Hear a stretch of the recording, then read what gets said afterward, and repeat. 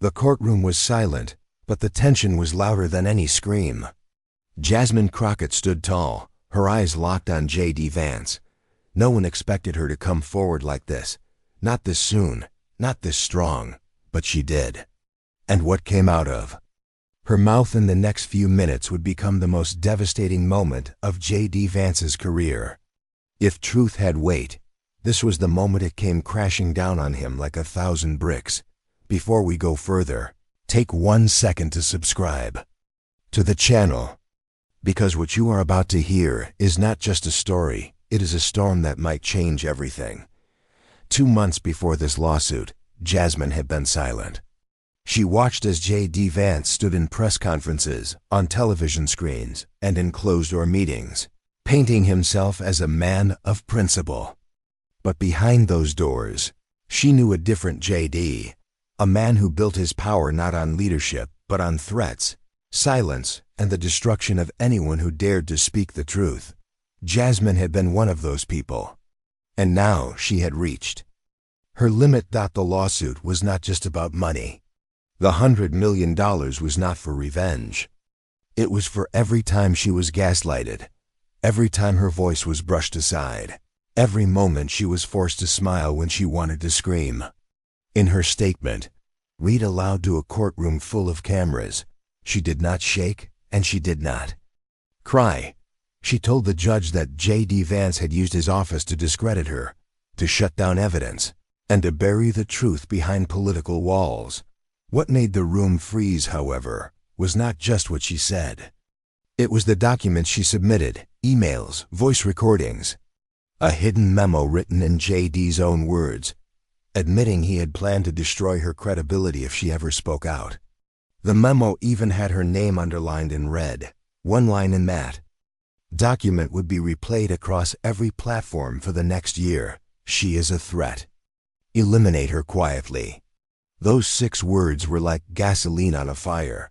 JD's legal team tried to object. The judge overruled them. Jasmine did not stop. She continued, her voice steady, her words clean, her emotions visible but controlled. Every face in that courtroom had changed.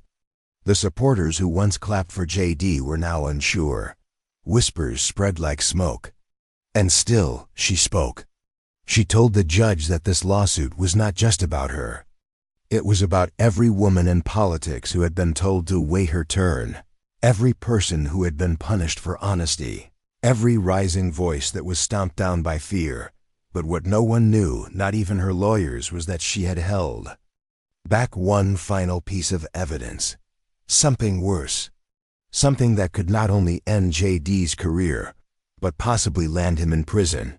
And she was going to reveal it very soon. Jasmine reached into the thick folder resting beside her on the witness table. Her hand trembled not from fear, but from the weight of what she was about to do. The courtroom, still frozen from her last revelation, watched every small movement, with eyes wide open. Then, without a word, she pulled out a sealed brown envelope and held it in the air. The judge leaned forward. JD Vance's legal team shifted uncomfortably in their seats. No one knew what was inside, but Jasmine did. And JD Vance did too. This envelope was her last card. The one she had kept hidden, even from her own legal team. A personal letter, handwritten by JD himself, addressed not to a staffer, not to a colleague, but to Jasmine. A letter he had written when he thought no one would ever see it. And it was full of things no politician ever wanted the public to read. Before handing it over, she looked straight at JD. "You remember this, do you not?" her voice echoed. JD did not answer. His face was pale. His fingers curled around the edge of the table. Everyone noticed it. The man who had once spoken over her, interrupted her, discredited her in every room they shared, now could not say a single word. The bailiff stepped forward, took the envelope, and passed it to the judge. A long pause followed as the judge unfolded the letter and began reading it silently. The tension was unbearable. Every breath in the courtroom felt heavier than the last. Then, the judge placed the letter face down and looked up. Miss Crockett, can you confirm the handwriting? And the origin of this letter? Yes, she replied firmly. It was written by JD Vance. He handed it to me after threatening to expose personal details from my past, unless I backed out of a congressional hearing. Gasps rippled through the gallery. JD's lawyer stood to object, but the judge raised a hand. I will allow her to continue, he said, voice calm but sharp. Jasmine looked down for a moment, gathering herself, then looked back at the jury. This letter is not just a threat. It is an admission, a confession. He admitted he falsified reports, that he pressured staff to lie, and that he used private investigators to follow my family. This is not politics. This is abuse of power, and I stayed quiet for too long. JD Vance finally stood. His lawyer tried to pull him back down, but he pushed the hand away. That letter means nothing, he shouted, voice breaking. It was never meant to be seen. But it was too late. The damage had already begun. And as silence fell again, one thing became clear to everyone in that courtroom. This trial was no longer just about defamation or political games. It was about justice. And Jasmine Crockett had just taken her first step toward it. What came next would shake the system to its roots. The media outside the courthouse exploded with speculation, but inside the courtroom, things were shifting at a deeper level. The jury had seen the letter. They had watched JD Vance's reaction. They had heard every word Jasmine spoke, and now their eyes told the story. They no longer saw a confident senator defending his reputation. They saw a man unraveling under the weight of his own secrets. But Jasmine was not finished. As JD sat back down, trying to collect himself, her lawyer approached the bench with another request. This one would take everyone by surprise. He requested to call a new witness, someone not listed in the pretrial disclosures. The room murmured. The judge narrowed his eyes and asked for a name. The answer silenced everything. Olivia Hart, former senior communications aide to Senator JD Vance. JD's head jerked toward his legal team. Olivia had disappeared from public life over a year ago. No one knew why. No statements, no farewell, just silence. But now she was here, walking through the back doors of the courtroom, head down, gripping a small notebook in her hand. She took the stand, eyes avoiding JD entirely. Jasmine watched quietly, her fingers interlocked, her body still. This was not about revenge anymore. This was about patterns, ones that had hurt more than just her. Olivia began to speak. At first, her voice was soft, nervous, but then it grew steadier. I worked for Senator Vance for 3 years. In that time, I was instructed to fabricate statements, leak edited videos, and run targeted disinformation campaigns against people he saw as a threat. Jasmine Crockett was one of them. JD slammed his fist on the table. This is absurd. She was fired for incompetence. But no one reacted. Not even the judge. Senator Vance also instructed me, Olivia continued, to create a fake scandal involving Ms. Crockett's finances, something about a charity she had supported. When I hesitated, I was threatened with legal action and told I would never work in Washington again. She opened her notebook. Here are the original drafts. I kept copies. I never sent them, but I was told to make sure they were ready. Jasmine closed her eyes briefly, the emotion visible in the lines of her face. This was no longer just her story, it was a chain reaction. One voice had opened the door, and now, the silence was cracking from all sides. The judge called a recess to review the materials. Jade's team scrambled, whispering, grabbing documents, one even leaving the room entirely. The defense was falling apart. Outside the courthouse, protesters had begun to gather. Not against Jasmine, but against the silence that had protected JD for so long. Signs reading, "Truth Matters," and "We Believe Her," appeared through the windows, but inside, Jasmine was still. She had not won yet, and she knew JD would not fall without a fight. What no one realized was that JD had one final move. One that he had been keeping hidden. One that, if played right, could turn the whole case upside down. JD Vance sat hunched over the defense table, eyes narrowed, jaw clenched. His legal team circled around him like vultures trying to protect what little remained of his image. But JD was not ready to accept defeat. Not yet. In a sudden and unexpected move, he stood and asked the judge for permission to speak directly. A rare request, one filled with risk. But the judge, sensing the weight of what had already unraveled, allowed it. JD stepped forward, not as a senator, but as a man desperate to control a fire that had already burned too far. "I will not sit here and be destroyed by lies," he began, voice tight with rage. "This entire trial is a setup. Jasmine Crockett has been planning this attack for years. She hated me. She wanted to take my seat, and when she failed, she came for my name." The courtroom listened, but no one leaned in. JD reached into his own briefcase, pulling out a flash drive. "This," he said, holding it high, "contains video footage. Footage that proves Jasmine Crockett is not the victim she claims to be. If the court permits, I would like it to be submitted into evidence." Whispers filled the air. Jasmine remained still, her expression unreadable. The judge hesitated, then nodded to the clerk. The drive was taken, connected to the courtroom monitor, and the footage began to play. It was grainy at first, clearly pulled from an old surveillance system. A timestamp appeared. A room. A hallway. And then, Jasmine Crockett walking through it, followed by a man unfamiliar to most, but clearly engaged in a heated conversation with her. The footage had no audio, but JD's lawyer narrated. "This man is a former aide of Jasmine's, a man who is under federal investigation. They met several times in private. Ms. Crockett never disclosed this relationship in any of her filings." The judge frowned. "What is the relevance of this footage, Mr. Vance?" JD stepped forward again. "The relevance is that she is hiding her own past while trying to destroy mine." Jasmine slowly stood. "There is no secret there," she said. "That man was a whistleblower. He came to me with information about illegal wiretaps. Information tied to JD Vance's office. I met him to protect him and to understand the truth.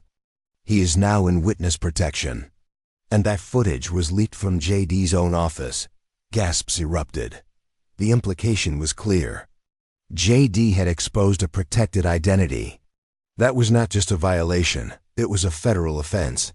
The judge immediately ordered the footage to be removed. JD's face went pale.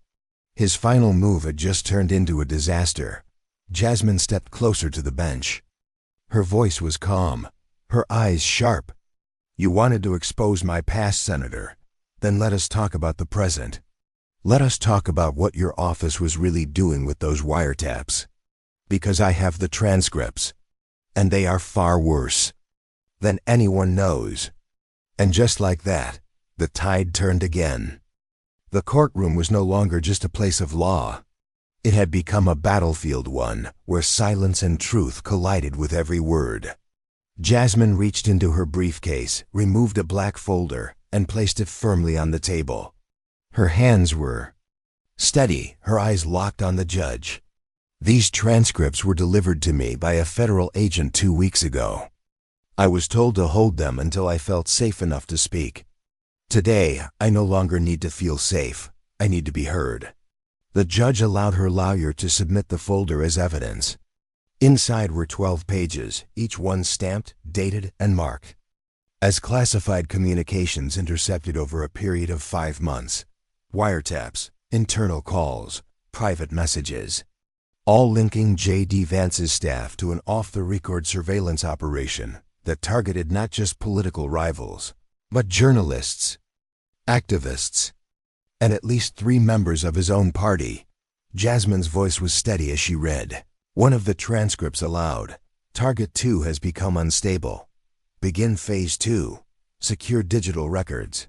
Discredit with family leak if necessary. The room fell cold. It was not just a strategy, it was a plan to destroy reputations, lives, and trust. JD stood, but this time, he had nothing to say. His team sat frozen. The lead attorney slowly slid his chair back, no longer sure what he was defending. Jasmine continued. These transcripts prove that I was never the enemy. I was just another name on a long list of people he saw as a problem.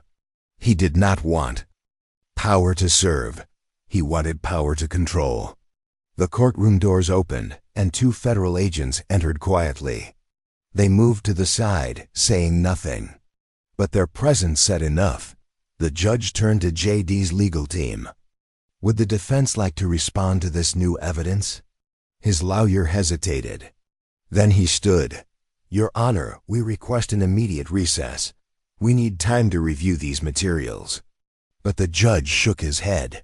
You have had time. This trial has reached a point where delay is not in the interest of justice. Outside, more protesters had gathered. Inside, JD looked like a man crumbling from the inside out. His face had lost its color. His words had lost their fire. He had played every card he had, and each one had turned against him. Jasmine took one final step toward the center of the courtroom. I did not come here for revenge. I came here to expose something that has been poisoning our system for years. I came here because people trusted me to speak when no one else would. And I am not going to stop now. Jade's eyes met hers, but there was nothing left to argue. His silence was no longer control, it was surrender. And still, Jasmine held one final truth. One more revelation.